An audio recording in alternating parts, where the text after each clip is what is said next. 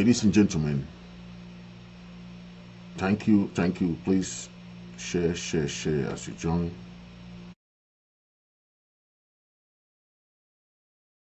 Share as you join. Please make sure you share. If you're just joining now, make sure you share, please.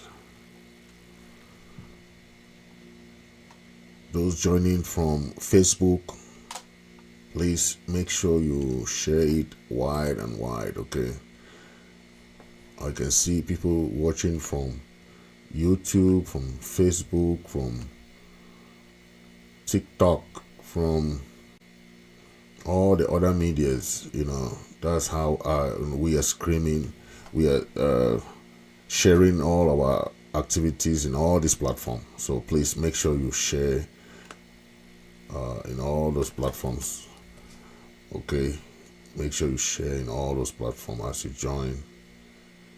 Just go and share before we start the show. Today we're gonna be talking much about the 8 years of the war in Ambazonia.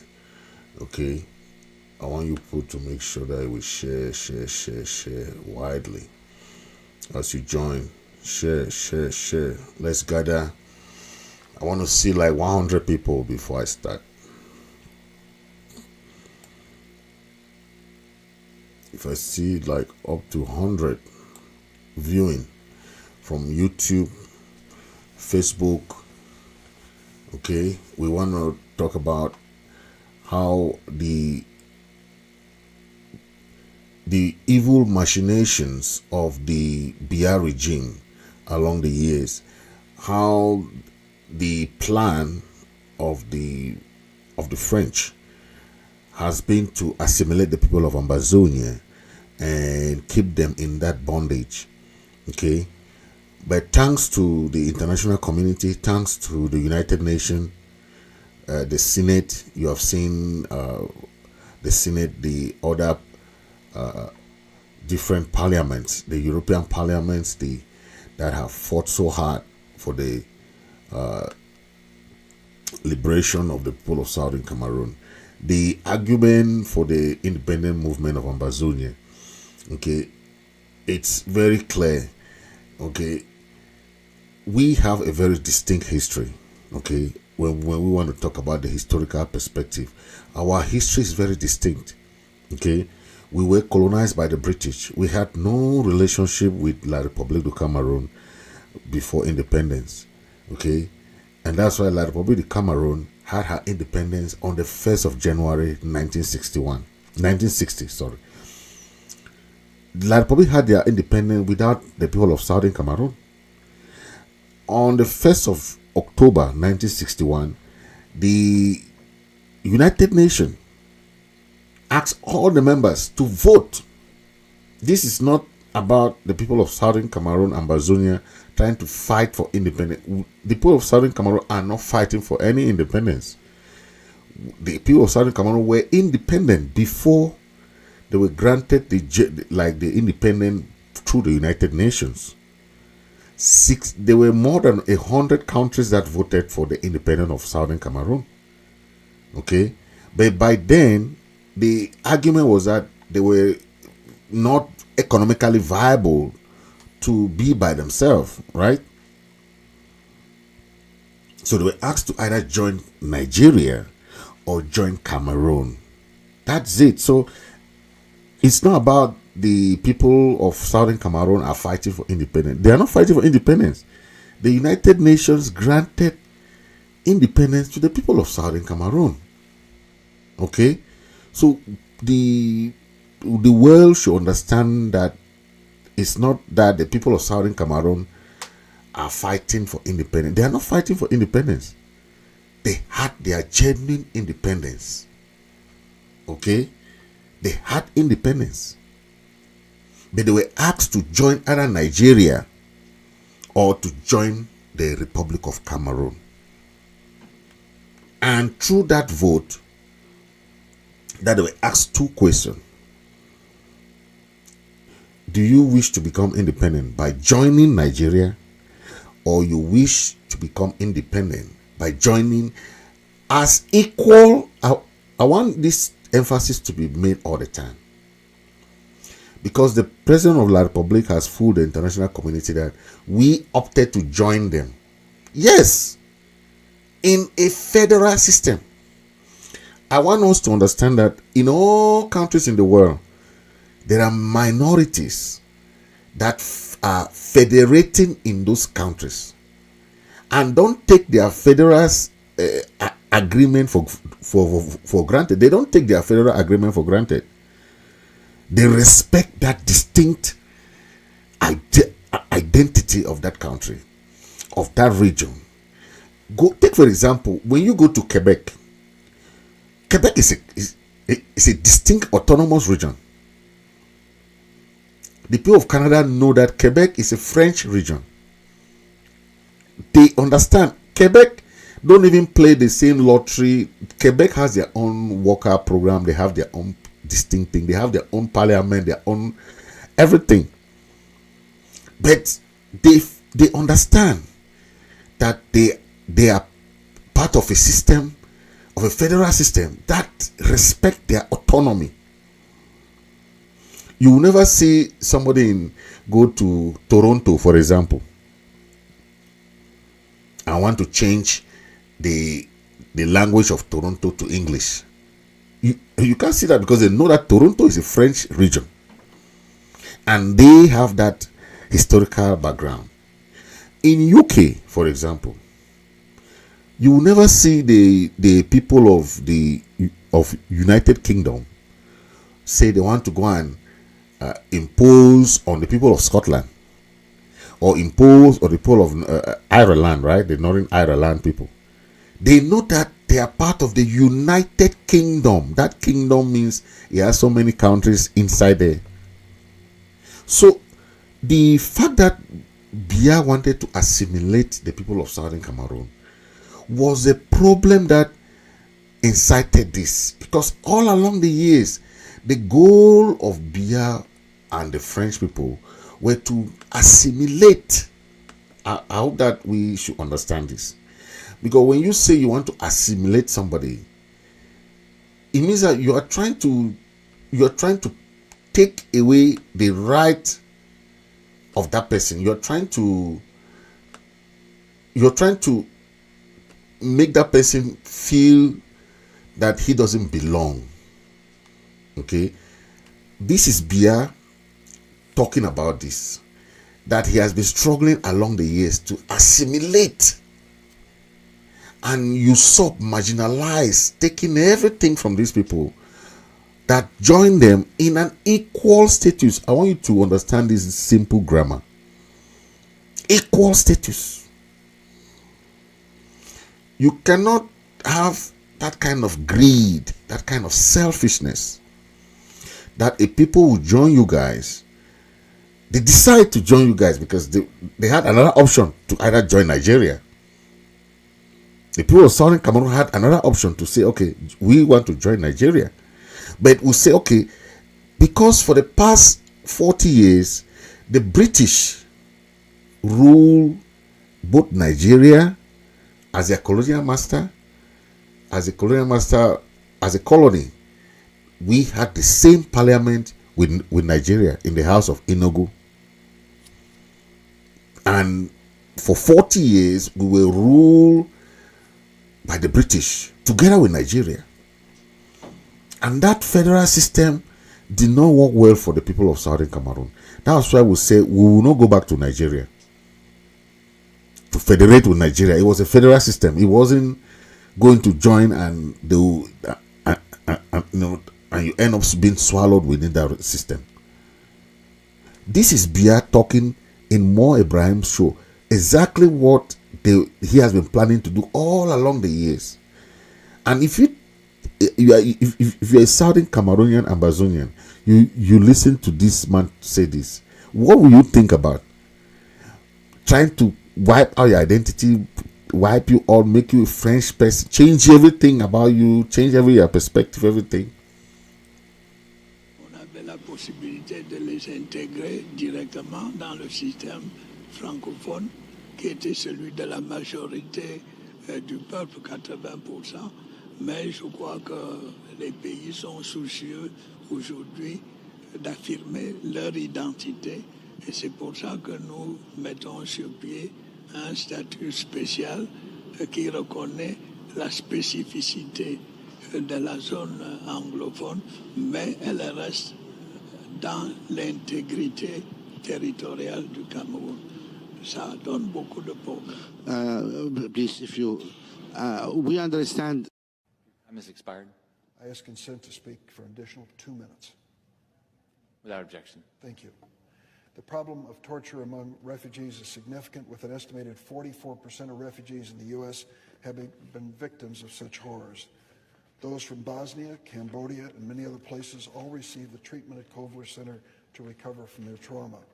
During my visit, I had the privilege of meeting refugees who had fled the mounting violence in Cameroon. You just heard?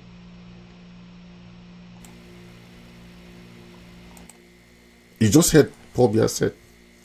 This is where you say that, okay, this is what I want to do, and these people, they bring you all the resources. They bring you everything, right? But you want to take it, usurp it. Think of all these years, the systematic that Biya has undermined the region, politically, economically, culturally, leading to the demands of 2016, okay, for complete independence. Lack of representation, neglect, the infrastructural development, inadequate education and healthcare system. All these come together to the aspect that we made a mistake. Our parents made a mistake to join these people. Because if you listen to even Honorable Wiba's speech, do you understand what they're talking about? The human rights violations, the extrajudicial killings, arbitrary arrests of our people, the forced displacement, okay, highlight this determination of self-determination by our people. You cannot do this to a people for many, many years, and you think that they will stay like that, and what you do, continue doing this on them. It doesn't work like that. When the people of Southern Cameroon wake up in 2016 and say enough is enough, it's when it has reached certain level. Okay. Think of it. Our people had their government. They had everything that you can say is a country, best democracy in Africa in the times of Foncha and Endeli. But joining these people, our parents thought that we are going to have a gentleman's agreement. We are going to have that good relationship like you are in a marriage, right? When you are in a marriage or you are in matrimony, you expect that two will become, in that harmonious relationship, they will live together and share everything like husband and wife. But in a relationship that is toxic, what do you see? You see all the mistreatment, all the manipulations, or everything that comes with it. Okay. But at the end of the day, the Biya regime has been very toxic. This is the American Parliament, American Senate, talking about the atrocities of Biya. Take a listen. Has expired. I ask consent to speak for an additional 2 minutes. Without objection. Thank you. The problem of torture among refugees is significant, with an estimated 44% of refugees in the U.S. having been victims of such horrors. Those from Bosnia, Cambodia, and many other places all received the treatment at Kovler Center to recover from their trauma. During my visit, I had the privilege of meeting refugees who had fled the mounting violence in Cameroon. Cameroon, a West African nation, is dealing with complicated colonial legacy. Following World War I, the League of Nations appointed France and Great Britain as joint trustees of what was previously a German colony. Not surprisingly, the two colonial powers imposed their own cultures on the new Cameroon, and tragically, following the country's independence in the 1960s, Cameroonian strongman President Paul Biya, one of the world's longest-serving leaders, now almost 40 years in office, further favored the French-speaking over the Anglophones. The results were not surprising: mounting resentment and calls for greater autonomy within the Anglophone population, with ensuing violent suppression from the Biya regime. The refugees I met with told harrowing stories of this crackdown and violence. I was pleased to join Senator Van Hollen late last year in a letter urging Secretary Pompeo to focus U.S. attention on the unrest in Cameroon. Equally pleased when the administration scaled back U.S. military assistance to Cameroon due to this government's violent repression. As a member of the Appropriations Committee, I will be watching carefully on the level of violence in Cameroon when the day comes when we consider any foreign aid to this nation. The work of the Coldwell Center is a reminder that if we are going to stand up for human rights, we must be willing to be vigilant at all times, even for small countries far away like Cameroon. Mr. President, I yield the floor. Under the previous order, the Senate will proceed to executive session to resume consideration of the following nomination, which the clerk will report. Nomination, Millennium Challenge Corporation, Sean Cairncross of Minnesota to be Chief Executive Officer.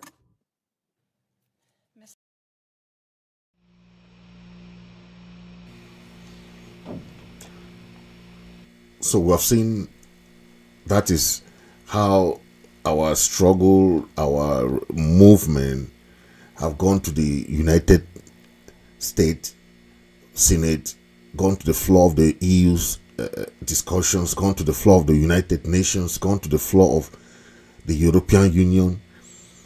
This is how we have gone this far for 8 years. And there are people who don't understand that this movement has gone too far, that they still think that we are in the first 2 years of the movement. No, this is something that for the past 8 years, the people of Southern Cameroon have died. There have been atrocities. There have been burnings of several villages. The killings of the people of Southern Cameroon has gone on for 8 years. But if you understand, having a dictatorial regime that does not want to negotiate, okay, that is how it is. Somebody has been for power for 42 years, Paul Biya. You can understand the kind of heart he has. He has killed a lot of people. He has detained a lot of people. He has crippled a lot of people. He has exiled a lot of people. Okay, so he doesn't care. If someone that care, this war would have ended in 2, 3, 4, 5 years. But this is the 8th year going to the 9th year that we are still in a stalemate. But because of the greed, the resources that our people bring into this union, the government of La Republique, their greed, they say they want to take everything. They want to take everything. They don't want to share. Because if it's a wise regime that you want stability, you say, good, this is how we want to do it, right? The thing that pains the people of Southern Cameroon is the fact that you come with everything that you have and you are left with nothing. Nothing. I'm telling you, we cannot come with more than 3 airports. 3 airports, I'm telling you. Tico, Manfe, Bali. Today we don't have any single airport in Ambazonia. One we don't have. You come with about 3 banks. Today we don't have a single bank in Ambazonia. That is ours. You come with like 5 major companies.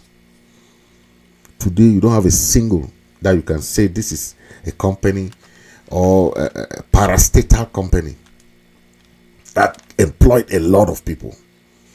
Pamo is down. CDC is down. They are selling CDC lands, sharing to their people there. You have heard about land grabbing, how they are selling lands. Autre instruction. Someone will stay in Yaoundé and sign a dirty paper that they should give lands to people. In Yaoundé, somebody that does not even know how the area is, they only know how to sell, privatize to foreign companies, to foreign people, individuals.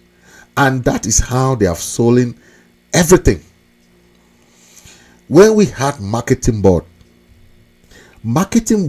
was one of the best cocoa coffee broker in the whole of West Africa. When back then the farmers had their cocoa, they would sell to marketing board. Because marketing board was buying for a very good price, because they were the one doing all the shipment, doing everything. But now you have a French company called Sode Coton. They'll come and buy as they like, because they are coming from Douala. They'll come and buy Sode Coton. They come and buy cocoa and coffee there in our regions for very little crumbs. Then they sell for very exorbitant prices. Whereas when we had marketing board back then, marketing board was the second employer or the third employer after the government itself when it comes to employment.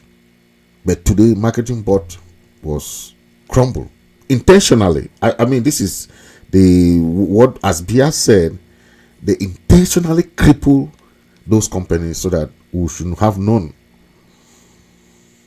We had about 3 shipping yards. Back then, they called it shipping yard because they did not want to understand that this had something that is an airport. Victoria had a shipyard where they were even repairing ships. Little ships were coming there. But today, the fake promise of a deep sea port in Limbe is still hanging over the heads of the people who went for their special status. Those fake promises are still hanging on their head. The fake promises of House of Chiefs is still hanging on their head. The people who were claiming that they will have that special status. We don't need a special status. Who needs special status when you come to join somebody and to have equal status?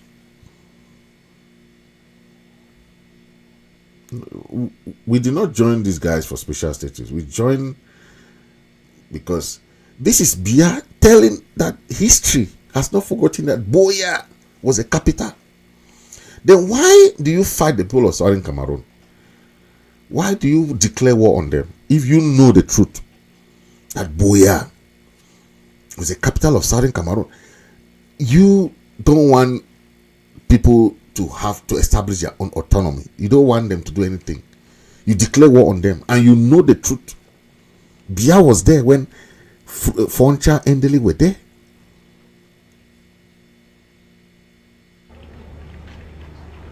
History has not forgotten that Boya was the headquarters of West Cameroon. History has not forgotten that Boya was the capital of Southern Cameroon. And history has not forgotten that Boya was once the capital of German Cameroon. That is why I say that Boya is a historic town. I am proud, very proud to be in Boya, proud to walk on the same soil like our heroes. On avait la possibilité. 2005. Where do you place Ambazonia?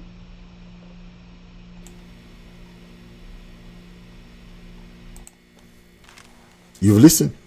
That's him saying, history has not forgotten this.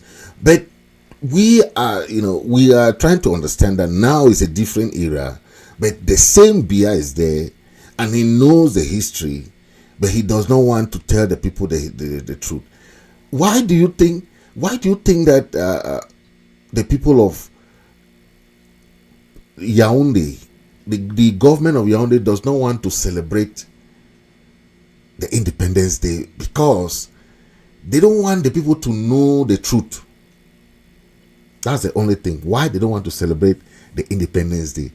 Cameroon, La Republique, is the only country in the world that does not celebrate their Independence Day. Why? Because they want to tie their independence with the independence of Ambazonia, Southern Cameroon. No, we do not have the same day of independence. And that's why all along the years, they have made this notion of 11 February and 20th May, okay, as the Independence Day, which has nothing to do with that, right? The people of La Republique know this today. Your independence is 1st of January. Let Bia not come every year, and does not want to tell you the truth. The truth is that the 1st of January is your Independence Day. It's not your born année. It's not born année day. Don't be confused with New Year, born année. No. The 1st of January is your Independence Day. La Republique people, listen. Don't be fooled by Pobia. Find time. Start celebrating your independence. The people of Southern Cameroon had their independence on 1st of October. That's why you see us celebrating our independence every 1st of October. 1st of October, we celebrate with joy. That is the lie that you have to hold your president for lying to you. That your independence has something to do with 20th May. 20th May it has nothing to do with your Independence Day. Okay? Yes. The experts have cautioned Paul Biya. Go to negotiation. Go to negotiation. They are only thinking of presidential election. Okay? And you see, this is how selfish they are. You cannot have a war going on. You think about presidential election. You don't even think about the people of Southern Cameroon. How do you manage a crisis where the people are saying that, hey, and let's go back to the drawing table. Let's go back to the drawing board. Check this relationship. If it's not working, go your separate ways. As simple as that. The people of Southern Cameroon declared their independence, their recognition or restoration of their independence in 2017. Yes, when Ayuk Tabek declared that we have restored that independence that was given to us in 1961, 1st of October. So we are now trying to restore that, or going forward to a recognition of that independence. Okay, because I still say this: 64 countries voted for the independence of Southern Cameroon. 64 countries, and those 64 countries have not withdrawn their votes, and that's why I always say that Norway, that is holding one of our leaders today, forgot that they voted for the independence of Southern Cameroon. Instead of asking the question to the government of Yaoundé, but these people got independence, and we voted for their independence. So you who voted for the independence of somebody, you are going to hold one of their leader who is fighting to restore that independence that you voted for. That's the logic. America voted for independence. There are 64 of those countries. So any of those 64 of those countries still owe the people of Southern Cameroon their vote and their support automatically.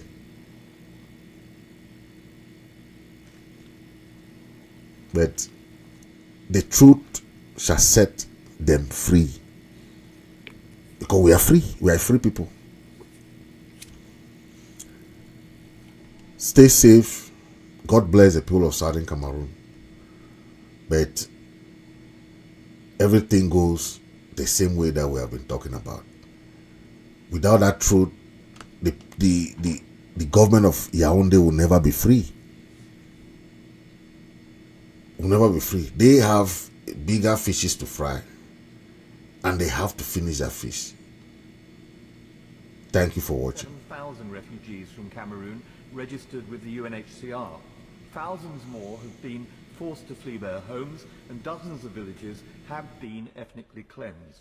According to the United Nations Office for the Coordination of Humanitarian Affairs and High Commissioner for Refugees, 437,000 from the Anglophone regions have been displaced, whilst the charity Protection Approaches says that 3.3 million are in need of humanitarian assistance. Amnesty reports that 450 to 500 civilians and 185 members of the security services have been killed. UNICEF estimates that 58 schools have been destroyed, 47 political leaders are being held without charge, and a recent Amnesty report refers to, and I quote, arbitrary arrests, torture, unlawful killings, and the destruction of property. The Catholic Bishops' Conference has called it, quote, inhuman, blind, monstrous violence. And of the October election, Archbishop Samuel Cleda, the president of the Bishops' Conference, says, one has the impression election results are decided before voting takes place. My lords, we can all share in these horrendous statistics, but what I want to do is this evening focus on what conclusions we can draw from the United Kingdom's dismal approach to this situation. More than ever, with Britain's potential departure from the European Union, we must seek to define our role in the world. And it would be helpful to know from the Noble Baroness the Minister whether, for instance, human rights issues were assessed before, for instance, the New Age natural gas deal was announced, what consideration has been given to targeted sanctions, and whether this crisis figures in the Foreign Secretary's recent commitment on atrocity prevention. My lords, the government mustn't suggest that this is a level playing field conflict in a civil war between equal sides. Too often in the past, in Bosnia, in Rwanda, in Darfur, the United Kingdom chose the path of moral equivalence, hinting that both sides were as bad as each other is the easy way out. In a previous generation, this was known as appeasement. Moral equivalence signals that we cannot be expected to pass judgment on which side is more to blame for the conflict. Instead, we issue the usual calls for a cessation of violence and a negotiated settlement, or we frame political conflicts as if they were natural disasters requiring aid, and we're very generous at sending aid rather than political solutions. At its worst, in Rwanda, Bosnia and Darfur, we have portrayed the persecution of unarmed civilians by repressive governments as a result of ancient ethnic hatreds, thereby dehumanizing the victims and denying the legitimacy of the protesters who yearn for the rights that we take for granted. By citing ancient ethnic hatreds, we absolve ourselves of the obligation under international law to stop the killing. It's also disingenuous to defend our tepid response by claiming that the circumstances present us with a simple binary choice between wringing our hands in dismay or putting British boots on the ground. This is to ignore the potential for soft power available to the international community, be it concerted and sustained diplomatic pressure, carefully targeted sanctions, or international justice. The grievances fueling the violence in Cameroon did not erupt overnight. We had plenty of warning, but we chose not to listen to Cameroon's Anglophone minority. Anglophones represent 20% of the population, but for years there was only one Anglophone member of the 36-person cabinet in Yaoundé, just one example of their systematic marginalization. My lords, we shouldn't underestimate the influence we have, but it speaks volumes that we left it to the American ambassador to express his disapproval of the Cameroonian government's brutal response to peaceful protests. For decades, the Francophone government has ignored the pleas of moderate representatives of civil society, such as church leaders. Calls for a federal solution were ignored by President Biya, 36 years in power, fueling the calls for secession and thereby polarising opinion. Breaking point came when the Francophone government sought to impose French laws in the French language in Anglophone courts and sent Francophone teachers speaking French into English schools. They responded to peaceful protest with disproportionate force. The International Crisis Group reports that a government helicopter, for instance, hovered outside a church, shooting Anglophone worshippers as they emerged from Mass. Inevitably, disproportionate actions led to the current escalation. In the face of all this, my lords, there is nothing admirable about being even-handed in the face of the suffering of the Anglophone community. The United Kingdom should support the Anglophone community's peaceful civil society leaders in seeking genuine and inclusive talks. We need a targeted strategy for atrocity prevention and, my lords, a commitment to bring to justice those responsible for human rights violations wherever they occur. My lords, I too would like to thank my noble friend Lord Boateng for